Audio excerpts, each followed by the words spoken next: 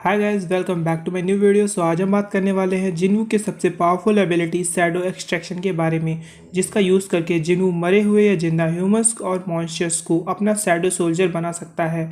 और ये shadow soldier जिन्वू की हर बात मानेंगे और जिन्वू को प्रोटेक्ट भी करेंगे। और इस एबिलिटी का यूज़ करके जिन्वू के पास 10 मिलियन से भी ज़्यादा शैडो मॉन्स्टर्स हैं। पर आज मैं जिन्वू के टॉप 7 स्ट्रॉन्गेस्ट शैडोज के बारे में बताऊंगा। इन शैडोज की पावर और एबिलिटीज़ इतनी ज़बरदस्त हैं कि ये जिन्वू के लिए एक डेंजरस आर्मी बन गई हैं। तो बिना किसी देरी के चलिए शुरू करते हैं। अगर आप मेरे चैनल पर पहली बार आए हो तो चैनल को सब्सक्राइब करके जाना, ताकि मैं और ऐसी वीडियोस बनाता रहूं। So let's begin. Number 7, Jima. Solo Leveling में जीमा को इतना ज़्यादा नहीं दिखाया गया है, लेकिन उसकी पावर्स क्लियरली बहुत स्ट्रांग है। सुंग जिन्वू की मुलाकात इस मैजिकल क्रिएचर से एक रेड में होती है जिसमें आजिन गिल्ड शामिल थी। स्टार्टिंग में बाकी हंटर इस बड़े और पावरफुल मॉन्स्टर्स को हरा नहीं पाते हैं। जीमा के पास ट्राइडेंट होता है और इसका लुक एक सी सर्पेंट जैसा होता है, यानी एक ह्यूज वाटर ड्रैगन जैसा। जब सिचुएशन बहुत डेंजरस हो जाती है तभी जिन्वू खुद एक्शन में आता है।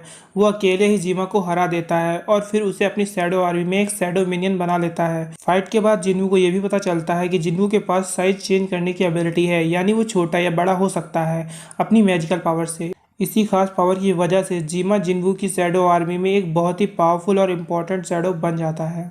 Number 6, iron. Iron A rank Hunter किम चुल का शैडो है। उसकी सबसे खास एबिलिटी है रीजनरेशन, मतलब वो अपने आप को जल्दी हील कर लेता है, जो उसे बैटलफील्ड पर जिंदा रहने में मदद करता है। दूसरा, उसकी साउट ऑफ प्रोवोकेशन एबिलिटी, जो एनिमीज को प्रोवोक करने का काम करती है, जिससे वो अपने ओपोनेंट्स का ध्यान अपने ऊपर ला सके। आयरन एक टैंक की तरह काम करता है जो डैमेज अब्जॉर्व करता है और अपने टीम को प्रोटेक्ट करता है। उसकी डिफेंसिव कैपेबिलिटी उसे एक रिलायबल बनाती है। Number 5, Greed. ग्रीड एक S rank hunter Hwang Dong Soo का शैडो है। ग्रीड की एबिलिटीज में इनहेंस स्ट्रेंथ और रीजनरेशन है, जो उसे फाइट में काफ़ी पावरफुल बनाती है। साथ ही उसकी कन्वर्सेशन एबिलिटीज़ के थ्रू वो जिन्वू से बात भी कर सकता है और कोऑर्डिनेशन कर सकता है, जो उनकी स्ट्रेटेजीज को और भी इफेक्टिव बनाता है।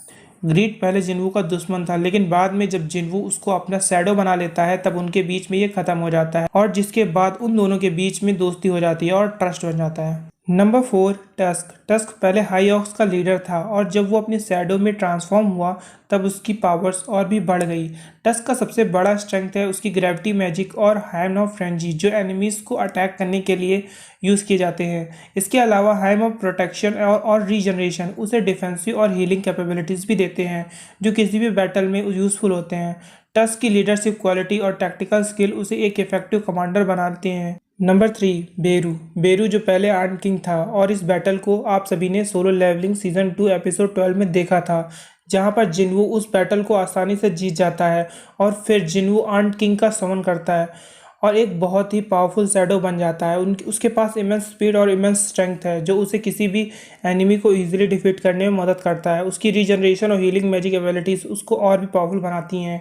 बेरू को स्किल अब्जॉर्प्शन की भी एबिलिटी है, जिसे वो अपने ओपोनेंट्स की एबिलिटीज़ को अपना सकता है, जैसे कि आप सभी ने एपिसोड में देखा ही था। उसके पास फाइट और हाई ड्यूरेबिलिटी भी है, जिससे वो बैटल में अपना डोमिनेंस बना के रख सकता है। बेरू की अडेप्टेबिलिटी और कॉम्बैट स्किल उसे एक फॉर्मिडेबल ओपोनेंट बनाती हैं।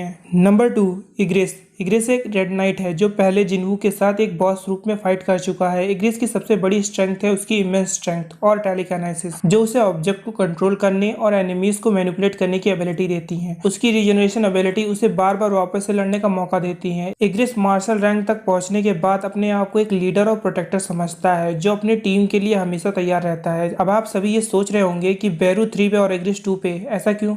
मैं एक्सप्लेन करता हूँ। चैप्टर 165 में जब आइस मोनार्च की फाइट इग्रेस एंड बेरू से हो रही थी, तो वो बेरू से तो डरा ही हुआ था, लेकिन इग्रेस से और भी ज्यादा डरा हुआ था, क्योंकि इग्रेस पहले भी शैडो आर्मी का पार्ट रह चुका है। वो भी छोटे स्केल पे नहीं, बल्कि वो उस टाइम पे लेफ्टिनेंट था शैडो मोनार्च एसबॉर्न की ओरिजिनल शैडो आर्मी में। गैस यहाँ पर एक नाम और आ सकता था। अब मैं ऐसा क्यों बोल रहा हूँ? क्योंकि जिन्वू ने एक मोस्ट पावरफुल ड्रैगन को समन करने का ट्राई किया था, जिसका नाम कैमिस है, जिसमें वो सक्सेसफुल भी हुआ था, लेकिन कुछ ही समय के लिए, क्योंकि कैमिस काफी टाइम पहले ही मर चुका था, इसलिए उसकी लाइफ फोर्स खत्म हो गई थी और यही रीजन था कि जिनू उसे अपना शैडो बनाने के बाद भी कभी यूज ना कर पाया। इस बात पे जिनू को काफी गुस्सा भी आया था, लेकिन वो कुछ भी नहीं कर सकता था। अगर कैमिस जिनू की टीम में होता तो नो डाउट वो नंबर 2 पर होता।